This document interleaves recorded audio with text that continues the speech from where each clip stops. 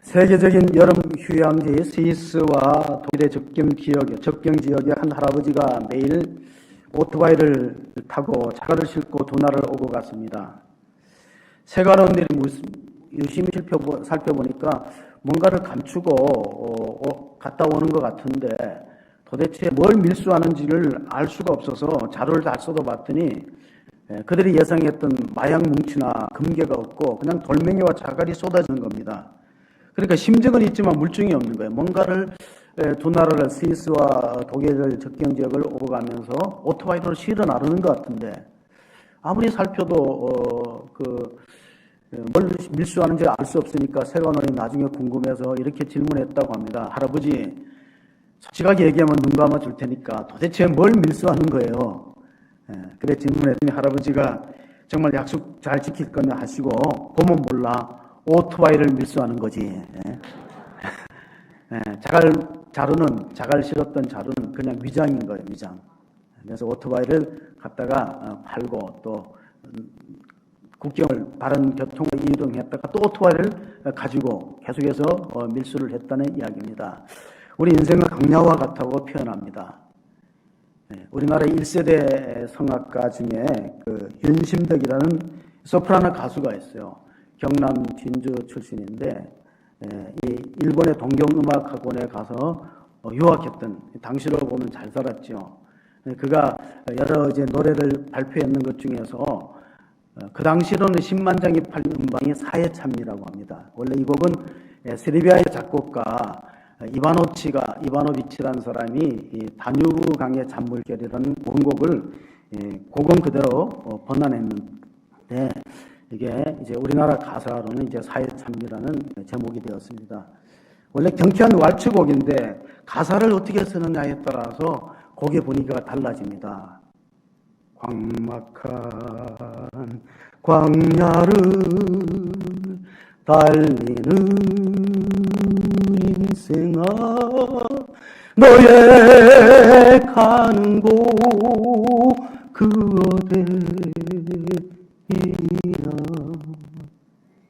쓸쓸한 세상 험악한 고해에 너는 무엇을 찾으러 왔느냐 이래도 한 세상 저래도 한평생 돈도 명예도 사랑도 다 싫다.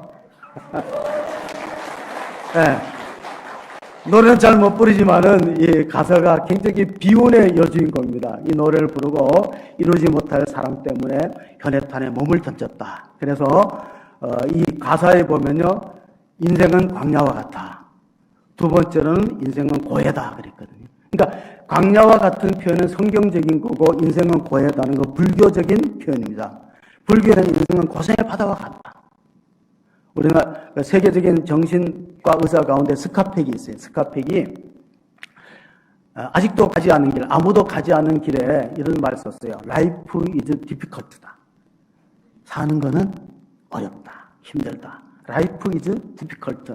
정신과 의사가 아무도 가지 않는 길에 삶은 힘들다. 그런데 성경은, 하나님은 우리가 고생하고 근심하는 것이 본심이 아니라 그랬어요. 예레미야서 에가서를 한번 보시겠습니다. 주께서 인생으로 고생하게 하시며 근심하게 하심이 본심이 아니시로다. 이 말씀에 위로가 있기를 바랍니다. 하나님 왜 나를 이렇게 힘들게 하고 고생스러운 광야의 길을 걷게 하냐. 본심이 아니라는 거예요. 광야가 어떤 것이냐. 신명기서를 우리가 읽어보면 광야는 위험한 곳입니다.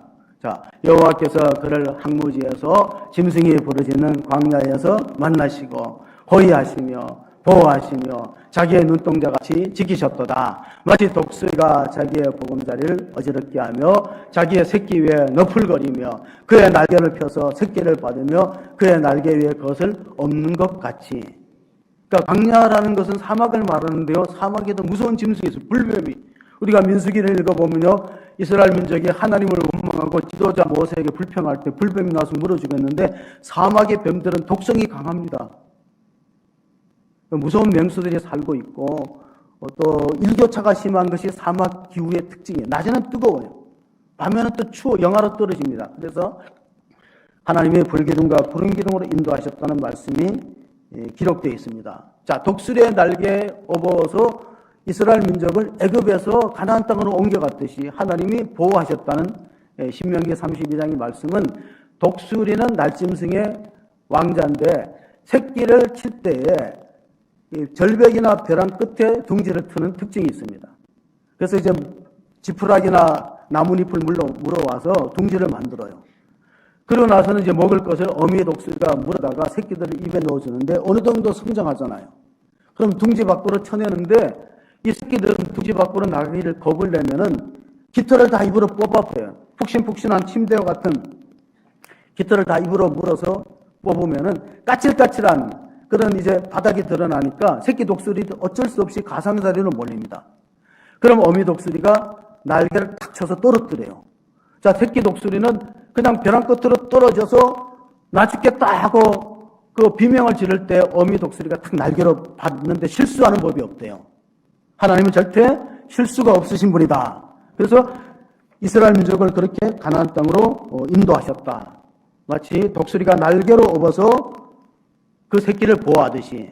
그래서 신명기 8장에 광야에 그를 이끌어 가신 목적이 있습니다. 내가 오늘 명하는 모든 명령을 너희는 지켜 행하라. 그래야만 너희가 살고 번성하고 여호와께서 너희 조상들에게 맹세하신 땅에 들어가서 그것을 차지하리라. 내 하나님 여호와께서 이 40년 동안에 내게 광야길을 걷게 하신 것을 기억하라. 이는 너를 낮추시며 너를 시험하사 내 마음이 어떠한지 그 명령을 지키는지 지키지 않는지 알려 하십니다. 광야는 이스라엘 백성에게 훈련 장소라고 보시면 돼요. 왜 광야가 있는가? 그냥 애굽에서 나오면 바로 약속의 땅 젖과 꿀이는 좋은 땅으로 인도하지 사막지대를 40년 동안이나 왜 이끌고 고생시키는가? 제가 청년 때 우찌무라 간조 책을 많이 읽었어요. 내천간삼이라서 일본의 신학자인데 그분의 교회로는 이제 별로 제가 공감하지 않지만 그가 쓴 글에 소감이라는 글 이런 게 있어요. 이 현세는 가장 좋은 학교다. 그러나 현세는 수단으로서는 가치가 있지만 목적으로는 티끌 것 만한 가치가 없다. 우리가 사는 이 세상은 최고의 수련장이다. 그러나 영주할 집은 아니다. 고향은 안식처도 아니다. 우리 삶에 많은 고통이 따르는 것은 우리가 이 땅에서 달라붙지 않도록 하나님께서 우리에게 시련을 보내고 어려움을 보내고 천국을 소망하게 만드신다. 우리가 이 땅에서만 살도록 지음받은 존재가 아니라는 거예요. 이 세상에서 완전히 만족하는 사람을 별로 찾아보기 어려워요. 어떤 사람은 이게 부족하고 건강한 사람은 물질이 부족하고 돈이 있는 사람은 건강이 안 따라지고 또 이게 다 갖춘 사람은 인간관계에 갈등이 있고 만족이 없어요. 그래서 우리는 이 세상에만 살도록 지음받은 존재가 아니다. 그럼 이 세상은 훈련 장소고 마치 우리가 영주할 집은 아니듯이 우리가 가서 살아야 될 곳은 어디냐? 사도 바울이 빌립보서에 고백하기를 우리는 2개의 시민권이 있다고 말씀합니다. 같이 읽어봅니다. 그러나 우리의 시민권은 하늘에 있는지라 거기로부터 구원하는 자 곧 주 예수를 기다리노니 그는 만물을 자기에게 복종하게 하실 수 있는 자의 역사로 우리의 낮은 몸을 자기의 영광의 몸의 형체와 같이 변하게 하시리라. 우리는 대한민국 국적을 갖고 있는 동시에 하나님 나라의 국적을 가지고 있다고 바울은 밝히고 있습니다. 이중국적자예요. 여러분이 이중국적자라는 사실을 아시기 바랍니다. 그래서 우리의 시민권은 이 땅에 있지 않고 하나님 나라의 천국의 시민권을 갖고 있는데 거기로부터 우리의 낮은 몸을 자기의 영광의 몸으로 병케 하실 다시 한번 21절을 보시면은 그는 만물을 자기에게 복종하게 하실 수 있는 자의 역사로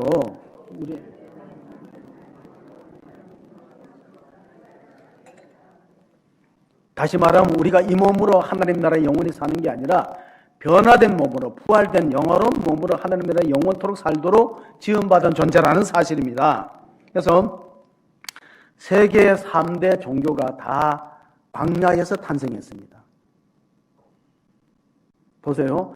유대교는 시내 강야, 시나이 반도에 있는 광야에서 모세가 십계명을 받음으로써 유대교가 태어난 거예요. 이슬람교, 마호멧교, 아라비아 사막에서 마호멧이 계시를 받았다고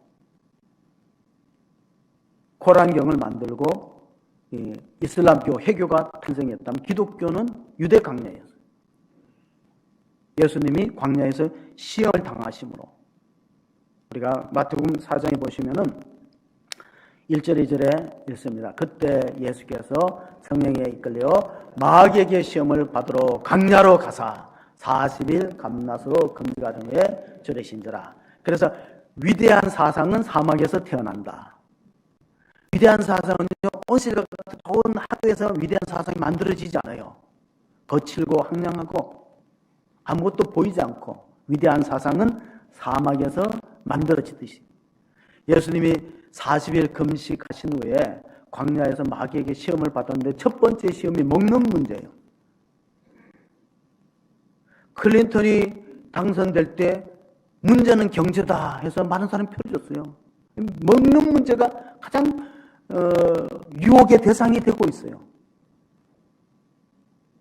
3절 4절이 바로 그런 내용입니다. 3절 4절 시험하는 자가 예수께 나와서 이르되 내가 만일 하나님의 아들이거든 명하여 이 돌들로 떡덩이가 되게 하라. 예수께서 대답하여 이르시되 기록되었을 때 사람이 떡으로만 살 것이 아니요 하나님의 입으로부터 나오는 모든 말씀으로 살 것이라 하였느니라 하시니. 여러분 40일 금식하면요 돌이 떡으로 보여요. 너무 배가 고프고 시장하니까. 마귀가 욕하잖아요. 하나님의 아들이면 능력이 있고 기적을 하시는데 왜 돌을 떡덩이가 되어 못 먹게 하느냐. 먹어라. 시간은 제가 얘기하는 시간으로 이해해 주시면 감사하겠습니다. 어떤 목사님이 바둑을 되게 좋아해요. 그러니까 이 바둑을 밤새도록 두는 거예요. 이 바둑에 빠지면요, 이게 막 저도 한때 그 바둑에 조금 밤새도록 두고 나니까 이 천장에 바둑이 돌이 왔다 갔다 하더라고요. 그리고 이렇게 아들을 칠 건데 밤새도록 그걸 못한 것에 후회가 되고 내가 실수했구나. 이 목사님이 기도를 마치고 나서 예수님의 이름으로 기도합니다. 아다리 이랬대요. 아멘 안 하고.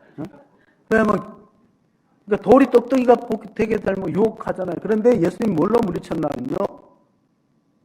기록되었을 때 신명기 8장 3절 4절 기록. 그러니까 신약 성경에 기록되었었다는 말이 나오면 구약을 인용했구나 그렇게 생각하시면 됩니다.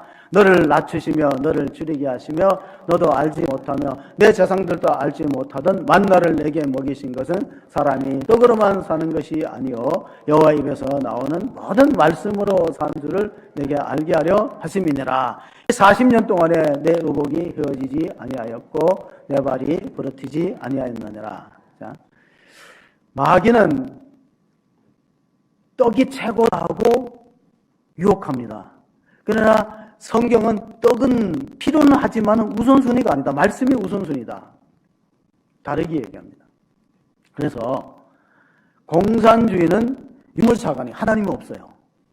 공산주의 사상은 유물사관이야. 물질의 모든 걸 지배하고 좌우하기 때문에 유물사관이라는 그런 가치관을 갖고 있기 때문에요. 신앙을 뭐라고 그러냐면 신앙은 민중의 아편이라고 그래요. 칼막스의 주장은 민중의 아편. 거기에 이제 반기를 드는 사람이 있는데 프랑스의 철학자고 정치평론가 레이몽 아롱이라는 사람이 공산주의야말로 지식인의 아편이다. 그리고 그가 이렇게 말했어요. 머리 좋고 정직한 사람은 절대로 공산주의가 될 수 없다. 그 사람이 그렇게 말한 이유가 뭐냐면 1950년도에 6.25 전쟁을 뉴스로 들었거든요. 프랑스 사람이지만 원래 그 사람은 좌파 사상가인데. 근데 가만히 보니까 공산주의 이론은 참 좋아요. 모두가 같이 잘 사는 이론은 좋지만 실제로 현실 역사에서 시험해보면 모두가 가난해지거든요. 그래서 그는 돌아섰어요. 그래서 책을 한 권 썼는데 그 책에 그런 내용을 합니다. 책 제목이 지식인의 아편이에요. 칼 막스는 종교는 민중의 아편이라 그랬지만은 레몽 아론은 이 사람과 같이 이제 학교를 들어간 사람이 파리 고등사범학교를 들어간 사람 중에 유명한 사람이 장폴 사르트르예요.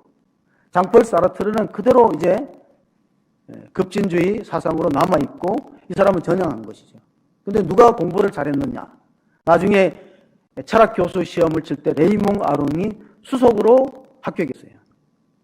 그가 정직하고, 그러니까 정직하지 않든가 또 머리가 안 따르면 이 거제 선동에 넘어가서 뭐 전쟁을 일으키기도 하고 그렇지만 실제로 마음이 정직하고 양심적이고 머리 좋은 사람은 거기에 쉽게 안 빠진다. 공산주의는 이론은 그럴듯하지만 사람이 떡으로만 사는 것이 아니라 하나님의 입에서 나오는 말씀으로 산다는 성경적 가치관하고 공산주의 가치관은 절대로 섞일 수 없는, 양립될 수 없는 것을 우리가 기억할 수 있기를 바랍니다. 그래서 맹자도 그런 글을 썼어요. 맹자도 하나님이 어떤 큰 임무를 들어쓰거나 임무를 맡길 때 그 사람의 마음을 괴롭게 하고 뜻한 대로 안 되고 자꾸 일이 틀어지고 때로는 배고픔도 경험하고 실패도 경험하고 가까운 사람들의 배신을 경험하면서 하나님이 하늘이 그 사람을 연단하여서 큰 인물로 쓴다. 그게 맹자의 글에 나옵니다. 그러니까 우리가 성도에게 광야가 있는 것은 무슨 뜻이냐? 하나님이 큰 그릇으로 쓰기 위해서, 사용하기 위해서 훈련하는 단계다 생각하신다면 우리가 역경이 있다고 낙심하지 말아야 된다. 여러분, 역경을 거꾸로 읽으면 뭐가 되냐면 경력이 돼요. 스펙이 되는 거예요. 영국 사람들은 이런 속담이 있대요. 유능한 뱃사공은 잔잔한 바에서 만들어지지 않는다.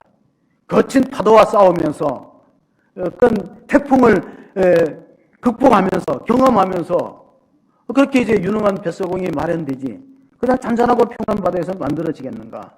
그래서 우리가 거꾸로 읽어야 돼요. 역경은 거꾸로 읽으면 경력이 되고 스펙이 되고, 자살을 거꾸로 읽으면 뭐죠? 살자. 내 힘들다를 거꾸로 읽으면 어떻게 될까요? 내 힘들다.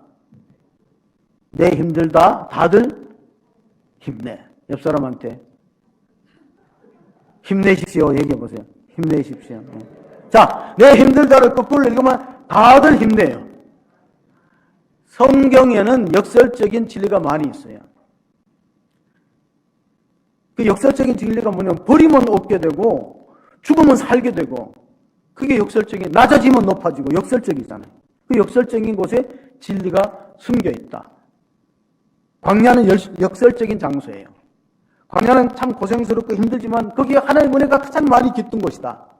하나님이 함께 하시는 장소가 광야이기 때문에 마태복음에 보면은 예수님께서 이런 역설적인 진리를 16장 24절 25절에 말씀하셨습니다. 이에 예수께서 제자들에게 이르시되 누구든지 나를 따라오려거든 자기를 부인하고 자기 십자가를 지고 나를 따를 것이니라. 누구든지 제 목숨을 구원하고자 하면 잃을 것이요 누구든지 나를 위하여 제 목숨은 잃으면 찾으리라. 여러분, 사람이 온 천하를 얻고도 자기 목숨 잃어버리면, 다시 말하면 온 천하를 얻고도 영원히 구원받지 못하고 천국 가지 못하면 무슨 삶의 의미가 있겠느냐 그 말씀을 역설하신 것입니다. 이순신 장군도 비슷한 말을 했어요. 생즉사 사즉생. 전투에 임할 때 살고자 하는 사람 죽게 된다. 그러나 전투에 임할 때 죽을 각오로 싸우는 사람은 살게 된다. 신앙생활도 마찬가지예요. 어떤 분이 자기 목양시대에다 글을 썼어요. 아생교회사, 아생추사. 내가 살면은 주님이 죽고, 내가 죽으면 아사주생. 내가 죽으면 주님이 산다. 하나님이 우리 인생에 왜 광야길을 걷겠는가? 어떤 사람에게는 질병이라는 광야가 있고, 어떤 사람은 가난이라는 광야가 있어요. 어떤 사람은 인간관계의 고통이 극심한 사람이 있어요. 그것도 광야길을 걷게 하는 거예요. 광야의 길에는 뜻이 있다는 겁니다. 그러니까 이제 고난에는 하나님의 뜻이 있다. 광야를 허락하신 첫 번째 이유는 거기는 하나님이 숨겨진 뜻이 있다. 시편 119편 66절 67절에 보시면 이런 말씀이에요. 내가 주의 계명은 그를 믿었사오니 좋은 명철과 지식을 내게 가르치소서. 고난당하기 전에는 내가 그릇 행하였더니 이제는 주의 말씀을 지키나이다. 고난당하고 인생의 역경을 맞기 전에는 내가 주님의 뜻을 잘 분별하지도 않았고 말씀을 따라 살지도 않았다. 그러나 고난당했더니 내게 유익이 되었다. 내가 주의 율례와 법도를 지키게 되었다. 그 말씀을 고백합니다. 2차 대전 때 독일에서 이 포로들을, 유대인 포로들을 수용했던 악명 높은 장소가 폴란드의 아우슈비츠 형무소입니다. 거기에 오스트리아 의사 빅터 프랭클이 갇혔어요. 근데 빅터 프랭클은 정신과 의사니까 수용소에 있는 사람들이 언제 많이 죽는가 관찰해 보니까 성탄절 끝나고 많이 죽고, 성탄절 끝나고 절망하고, 성탄절 끝나고 자살하고 그래요. 성탄절 되기 전에 잘 안 죽어요. 왜냐하면 이번 성탄절 되면은 휴전이 되고 우리가 석방될 것이라는 기대감을 가져요. 그런 기대가 성탄절이 끝나자 아무 소식이 수용소에 안 들려옵니다. 너무 힘들고 고통스러우니까 마음이 멘탈이 약한 사람들은요, 고압선에 손을 잡아버려요. 수용소에 철조망은 고압선이 흘러요. 그럼 고통이 끝나거든. 쉬운 길을 선택해요. 근데 끝까지 남는 사람이 있어요. 빅터 프랭클이 정신과 의사로서 끝까지 살아남는 사람들은 몸이 건강한 사람이 아니라 내가 돌아가서 사랑하는 가족들을 만나야 되지 않은 소망이 있는 사람하고 이 고난의 의미를 아는 사람은 살아남는 거예요. 고난의 의미. 그가 이제 2차 대전이 끝나고 나서 정신과 치료 방법을 하나 개발했는데 그게 로고테라피입니다. 로고테라피. 로고테라피는 정신과 치료하는 방법 중에 하나인데 우리말로 번역하면 의미요법이에요. 고난에는 하나님의 뜻이 있다. 의미가 있다.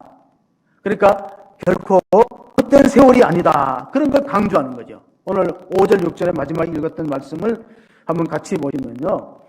너는 사람이 그 아들을 징계한 같이 내 하나님 여호와께서 너를 징계하시는 줄 마음에 생각하고 내 하나님 여호와의 명령을 지켜 그의 길을 따라가며 그를 경외할지니라. 내가 힘들고 어려운 강약길을 걷고 지병의 고통 속에 있을지라도 하나님이 고통을 통해서 내가 가르치는 메시지가 있구나. 교훈이 있구나. 이렇게 생각하는 사람, 고난에도 의미가 있다고 믿으시길 바랍니다. 하나님 쓸데없이 우리들한테 고난을 보내지 않아요. 그래서 C.S. 루이스라는 영국의 교수는 고난은 하나님의 확성기 메가폰이라고 그랬어요. 고난 당하기 전에 하나님 말씀이 귀에 안 들어와요. 그러나 고난 당하고 광야에 서면요, 말씀이 크게 들리는 거예요. 욥기 보면 욥이 그가 나를 단련하신 후에는 내가 정금같이 나오리라는 고백이 있어요. 나한테 이런 가정적인 시련을 주고 어려움을 주는 것은 나는 하나님의 사람으로 훈련되는 과정이다. 이 생각하는 거예요. 그래서 성도에게 고난은요, 터널과 같이 동굴과 같다는 것은 안 믿는 사람의 고난은 동굴이에요. 가면 파보면 막장이 딱 드러나요. 그 성도에게 고난은 터널이기 때문에 끝이 있는 거예요. 욥의 고난도 끝이 있는 거예요. 영원을 계속하는 고난은 없다. 따라서 고난에는 끝이 있고 고난에는 뜻이 있다. 자, 고난을 주신, 광야를 주신 목적이면 광야에는 하나님의 뜻이 담겨져 있고 광야는 끝이 있다는 거예요. 40년이 끝나면 이스라엘 민족은 적과 고리는 약속의 땅으로 들어갑니다. 여러분의 고난의 시기는 하나님 결정하신 줄 믿으시기 바라고, 고린도서 10장 12절에 사람이 감당할 시험밖에 하나님께서 주신 것이 없으니 고난을 당한 즉, 시련을 당한 즉, 시험을 당한 즉 피할 길을 주시는 하나님, 여러분 곁에 계심을 믿으시기 바랍니다. 그래서 이제 우리가 그 상처라는 말이 그리스 말로 트라우마라는 뜻입니다. 헬라어 그리스 말로 트라우마예요. 제가 8월달 추천 도서가 헨리 나웨어라는 사람을 이제 영성 신학자를 쓴 글인데, 그 사람이 쓴 책이 그 오늘 8월달에 소개한 책보다 더 유명한 책이 있어요. 그게 뭐냐면 상처 입은 치유자입니다. 예수님은 원디드 힐러, 상처 입은 치유자다. 예수님은 제자들한테 배신의 상처를 받고 억울하게 불법 재판에 사형을 당하고 그런 많은 상처를 입었기 때문에 오늘날 우리가 인생을 살아가면서 상처 입는 사람들을 능히 위로할 수 있다.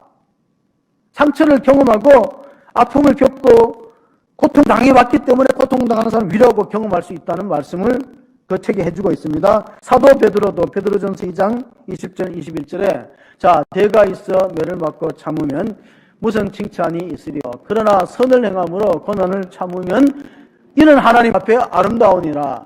이를 위하여 너희가 부르심을 받았으니 그리스도도 너희를 위하여 고난을 받아서 너에게 본을 끼쳐 그 자체를 따라오게 하려 하셨느니라. 따라서 광야는 하나님의 뜻이 담겨 있고 광야는 끝이 있고 광야는 길이 있는 거예요. 여러분, 출애굽기란 말이 엑소더스는 그런 이제 영어 단어를 쓰거든요. 그 호도스라는 말은 길이란 뜻이에요. 애굽에서 벗어나 새로운 길을 갈 수 있는 길을 열어주셨다.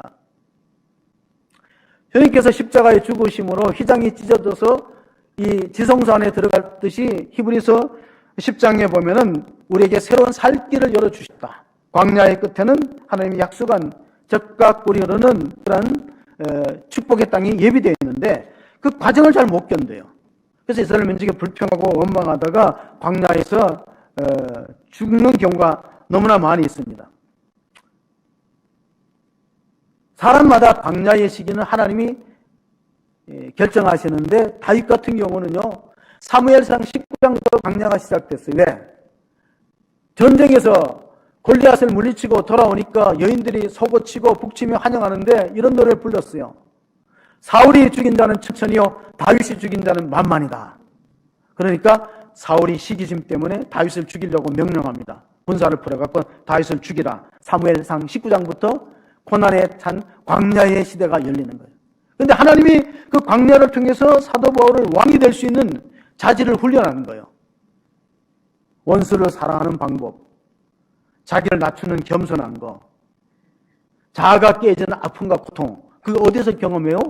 그가 도망다니는, 사울의 추격을 피해서 도망다니는 굴 속에서 생활하고 자기와 뜻이 맞는 동지들 400명을 붙여서 아둘람군에 피신할 때 그때 경험하게 되는 거예요. 우리의 교회에서도 마찬가지입니다.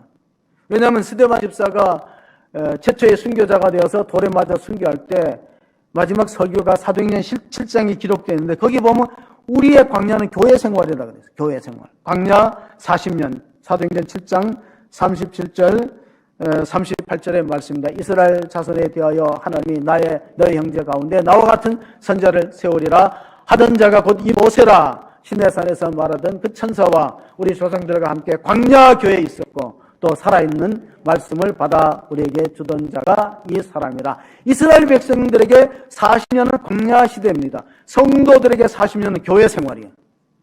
근데 교회 생활에 뭐가 많냐면 시험이 많다는 거예요. 어떤 사람은 물질 문제로 시험 들고 어떤 사람은 명예 문제, 누구는 임직이 되고 나는 떨어졌다. 명예 문제로 시험 들고 어떤 사람은 은세 문제로 자리 때문에 시험 들고 시험 드는 일들이 많이 생겨요. 그 광야 시대가 바로 교회 생활이에요. 광야교회라는 표현을 쓰거든요. 왜 광야교회라는 표현을 썼냐면 이스라엘 민족은 광야 40년 동안에 성전을 뜯어서 다시 조립하고 뜯어서 조립한 성막입니다. 이동식 성전이에요. 여기는 구름기둥과 불기둥으로 하나님 인도를 받아서 구름이 떠서 발행하면 성막을 뜯어서 옮기고 그런 세월을 40년 동안 겪었으니까 길이 험하다고 불평하고 먹을 게 없다고 불평하고 마실 물이 없어서 힘들다고 불평하다가 죽고 원망하다가 죽고 교만해서 죽었어요. 그래서 우리가 신앙생활할 때 원불교를 조심하라고 제가 늘 얘기하잖아요. 원불교. 뭐라고? 원망, 불평, 교만. 하나님이 광야의 길을 걷게 하셔서 너를 낮추시며 너를 겸손하게 만들어서 마침내 복을 주려는 목적이 숨겨져 있는 겁니다.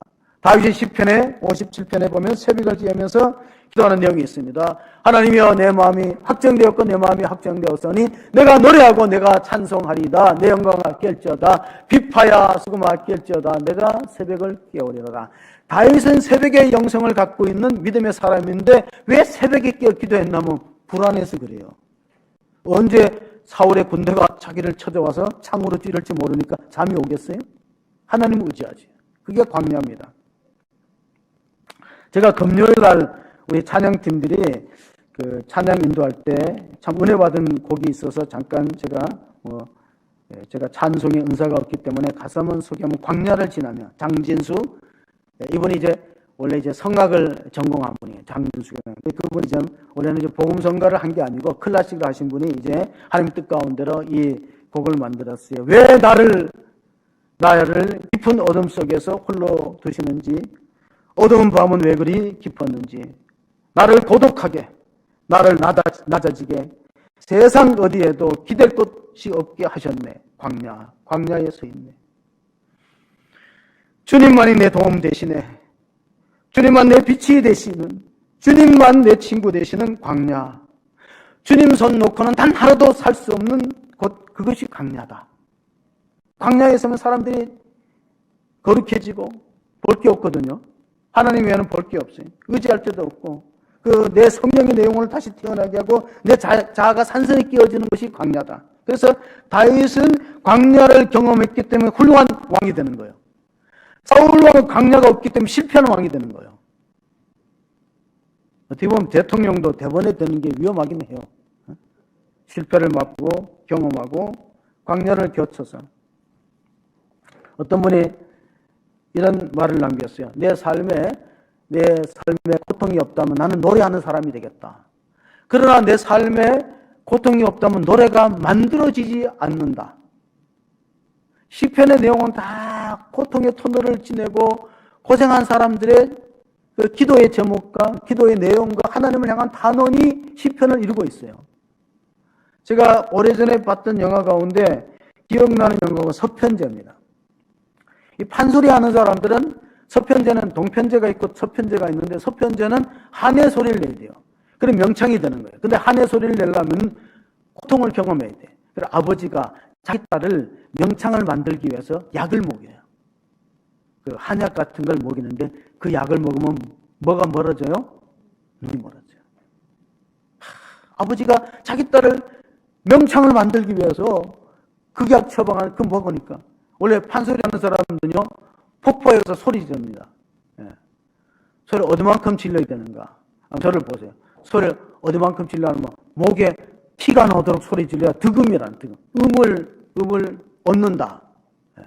제가 뭐 전문가는 아니까 잘 모르지만 득음을 해야 이제 명창이 되는 거예요. 근데 자기 딸이 판소리의 대가를 만들기 위해서 고통을 경험할 앞을 못 보는 처자가 앞을 못 보니까 지팡이를 잡고 끌려다니면서 판소리예요. 여기저기 높은 사람들 속에서 참 이 감독이 임권택으로 알고 있는데 이 유명한 감독이에요. 하나님은 왜 우리 인생에 이런 고통을 허락하실까?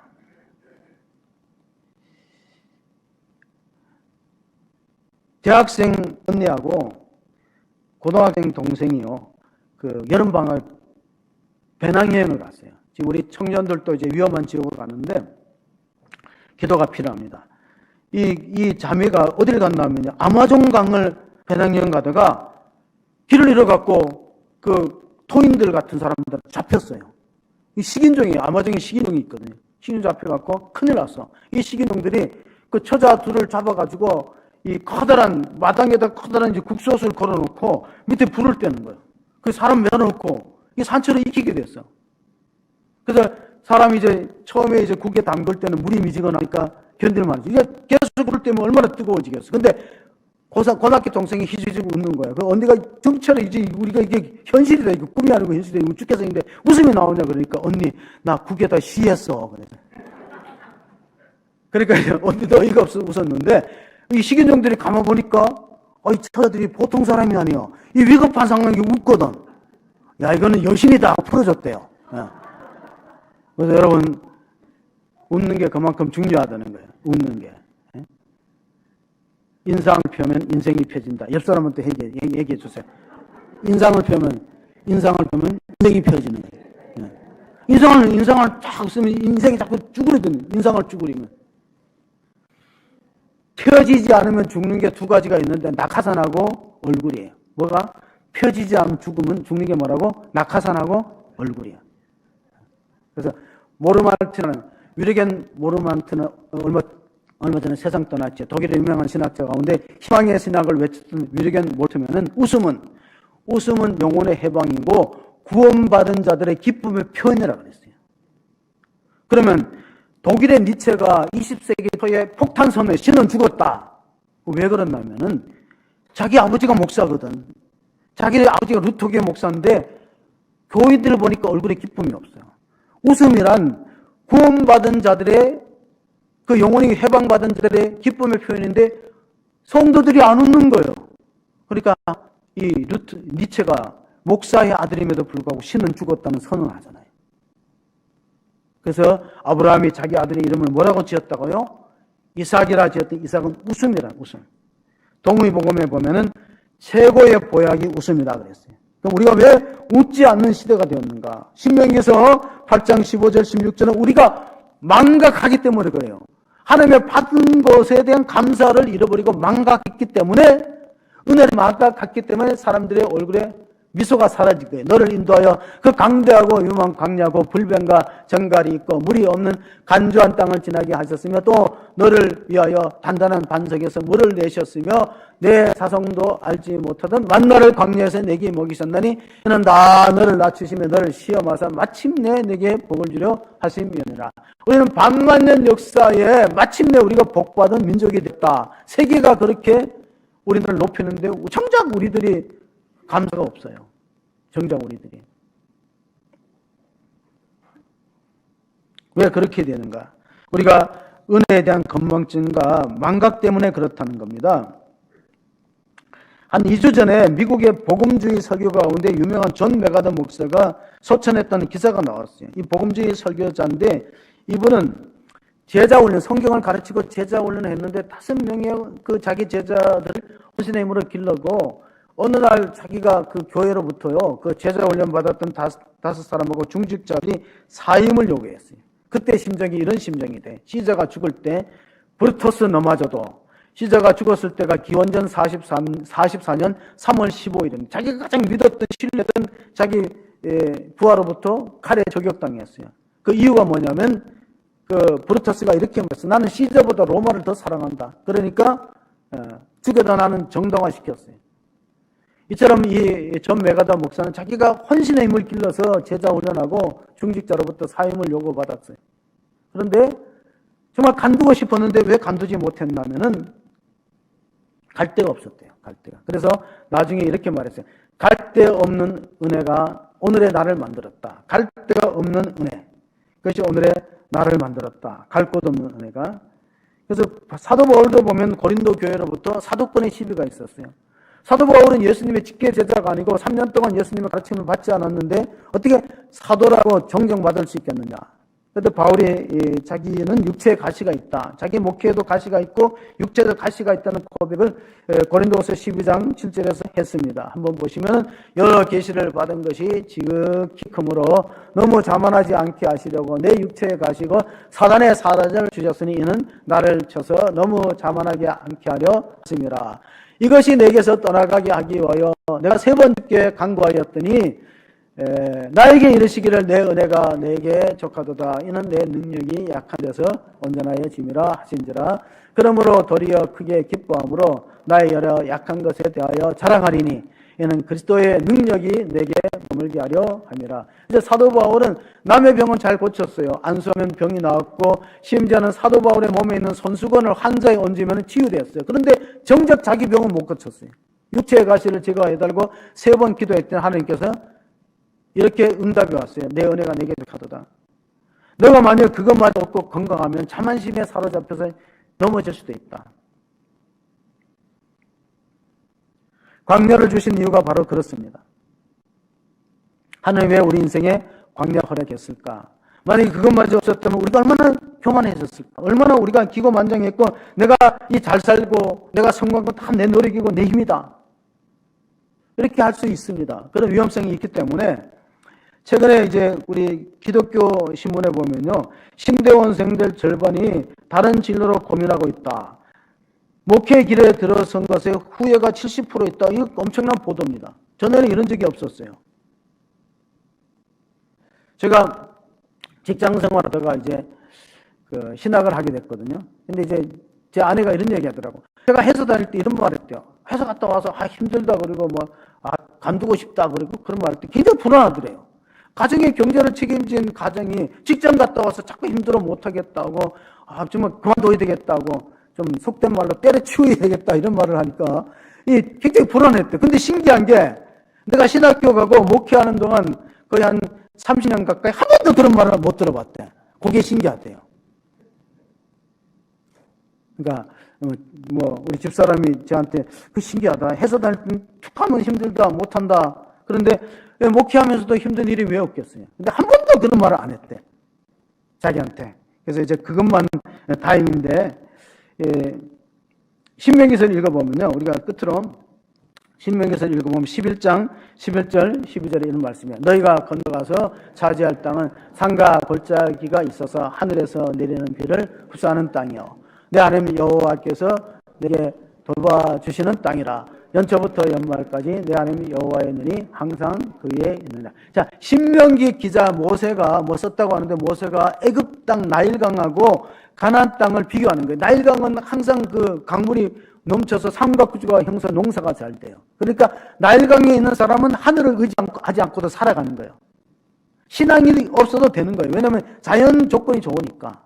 근데 이스라엘 땅은 비를 흡수하는 땅이고 4월달부터 10월달까지는 비가 안 내려요. 거의 10월 그 장막절, 초막절 지나면은 막 비가 막 쏟아지면은 이제 막 이제 우리가 빈들의 마른 풀같이 시들은 나인 그런 이제 찬송가가 나오는 것처럼 막 그 강이 형성되고 사막에 강이 형성될 만큼 비가 오지만은, 그러나 그렇지 않고는 비가 없어요. 그래서 이스라엘 땅, 가나안 땅이 축복의 땅인 것은 뭐냐면 하나님을 바라보고 하나님을 의지하고 하나님께 무릎 꿇고 기도할 수밖에 없는 그런 자연 조건이다.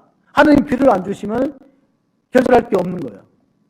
그래서 우리가 히브리어로 바라크가 축복인데, 바라크의 원은 무릎에서 나와서, 비르카임 무릎에서 나왔다. 하나님 앞에 무릎 꿇고 기도해야만 살아갈 수 있는 땅이 가나안 땅, 적과 고리 그런 땅인데, 실제로 이스라엘 지도를 펴놓고 보면 3분의 2가 사막입니다. 남쪽은 거기가 네게부 지방은 거의 다 사막이에요. 풀 한 폭이 없는, 가시만 앙크라고 그런 곳이에요. 근데도 왜 그게 적과 꿀이 흐르는 땅인가? 하나님이 연초부터 연말까지 그 땅을 지켜보고 있는 거예요. 하나님이 지켜보시고 보호하시는 땅이 축복된 땅인 걸 믿으시기 바랍니다. 근데 북한하고 우리도 보면은 그게 거의 같은 기후인데도 북한이 이상하게 농사가 안 되거든요.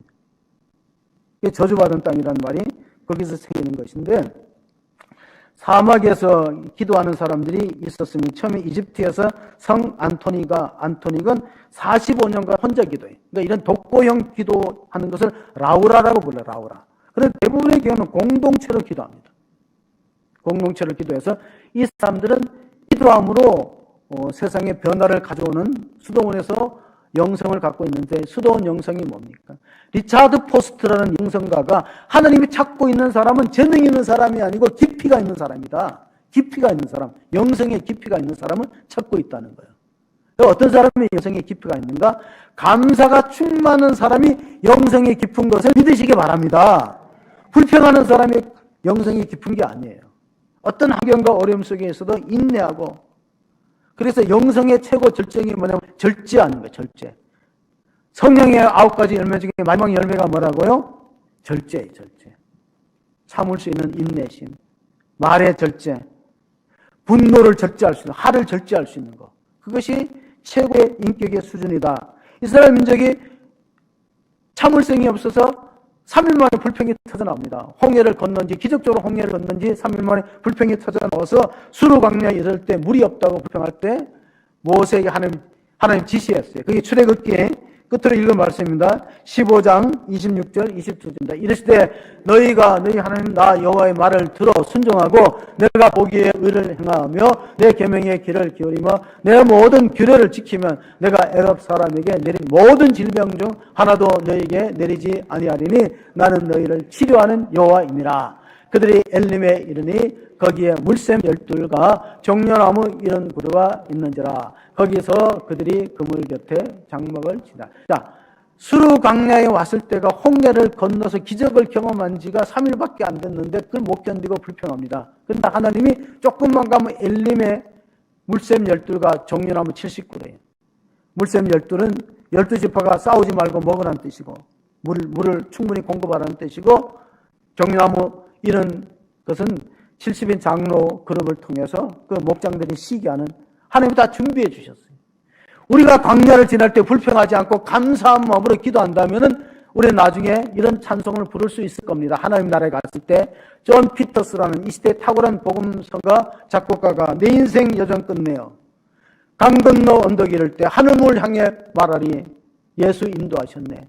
매일 발걸음마다 예수님이 저와 여러분을 인도하신 걸 믿으시고 광야를 하나님 주시는 훈련 장소로, 광야는 하나님의 뜻이 있고 하나님의 끝이 있고 하나님의 길이 있다는 사실을 기억하는 우리 모두가 되시기를 주의 이름으로 축원합니다. 아멘. 걸어가시고 은혜로우신 하나님 아버지, 연일 계속되는 무더위 속에 지치기 쉽습니다. 마치 이스라엘 민족들이 광야길을 걷는 것처럼 하나님이 우리를 시험하사 우리를 낮추시며 우리로 줄이게 하시며 또 내 조상이 먹지 못했던, 알지 못했던 새로운 만나를 주시는 것은 우리가 양식으로만 살지 않고 떡으로만 살지 않고 하나님 위에서 나온 생명의 말씀을 통해서 살아가는 영적 존중을 깨닫게 하여 주옵소서. 그래서 하나님 이 40년 동안 이스라엘 백성을 인도했듯이 호수 중앙교회를 여기까지 인도하신 하나님께서 장래에도 여호와 일에 예비된 축복일로 저를 이끌어 가시고 우리 가운데 질병으로 고통당하는 자들은 여호와 라파의 하나님께서 치료해 주셔서 강건케 하여 주실 줄로 믿습니다. 다만 우리가 그 연단의 시기에, 고통의 시기에 우리 입술의 불평, 원망, 자랑을 그치게 하시고 겸손으로 허리를 등이고 주를 섬기는 아름다운 신앙 공동체가 되도록 축복하여 주옵소서. 우리 구주 예수 그리스도의 이름으로 기도합나이다. 아멘.